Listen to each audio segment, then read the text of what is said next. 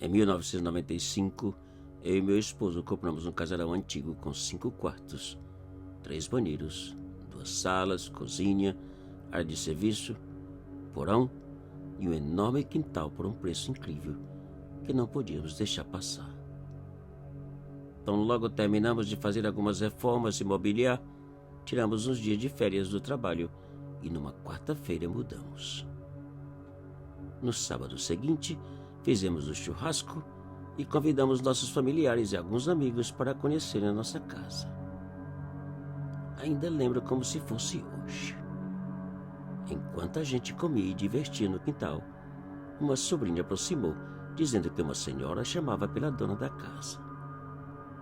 Eu fui atender e, ao perguntar à senhora o que desejava, ela simplesmente disse que eu corria perigo, que algo ruim vivia na nossa casa.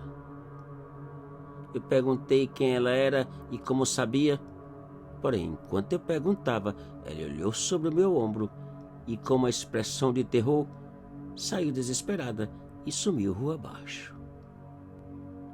Eu fiquei espantado olhando para o corredor da minha casa, tentando entender ou ver o que a senhora havia visto.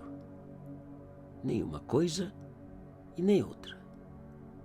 Depois que o churrasco acabou e todos saíram, eu comentei com meu esposo sobre a senhora.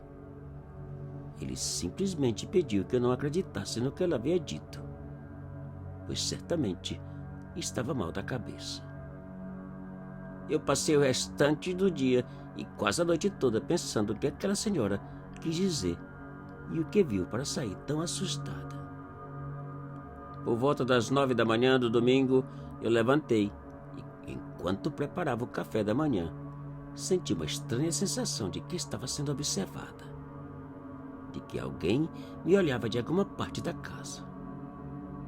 Eu levei o café para o nosso quarto e mais tarde, ao retornar com a bandeja, meu coração quase parou.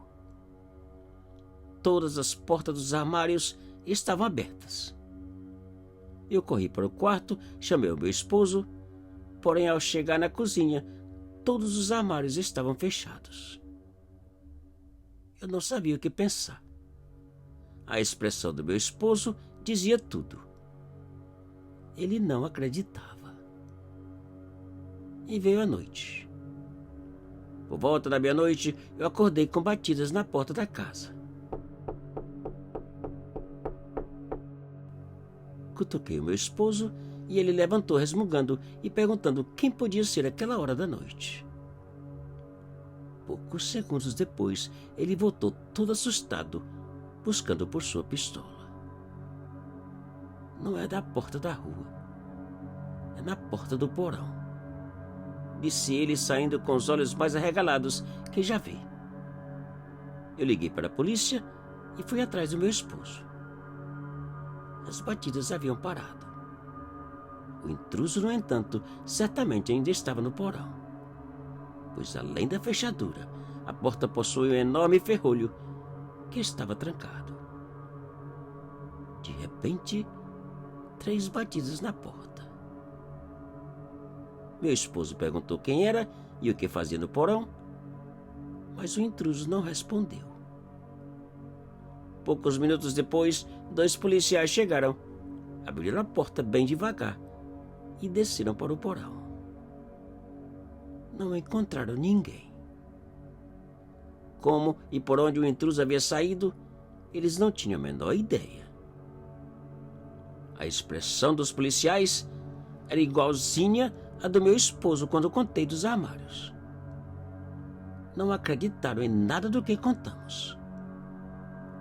Depois que a polícia saiu, nós voltamos para o quarto. E uns 20 minutos depois, a maçaneta da porta começou a chacoalhar.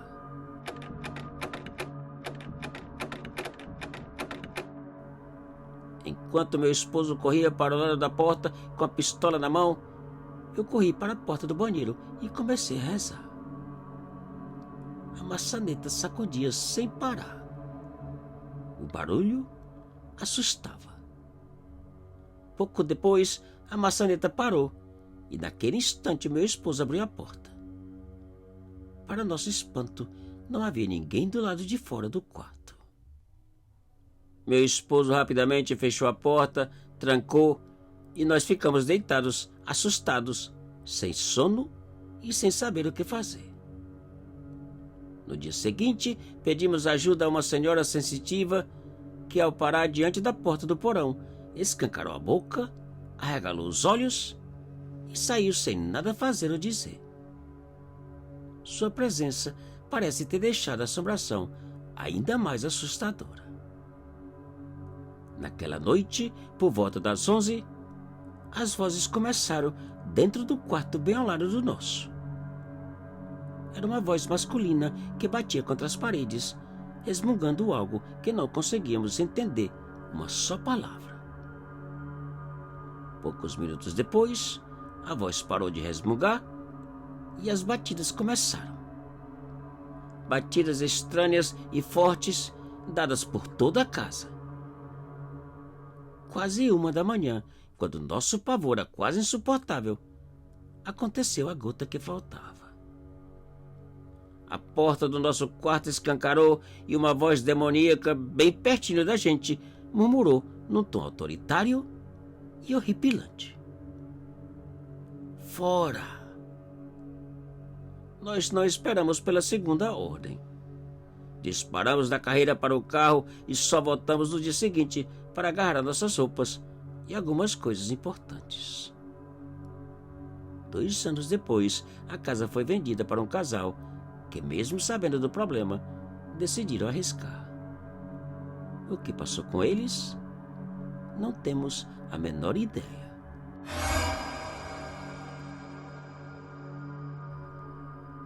Te cuida e muito obrigado.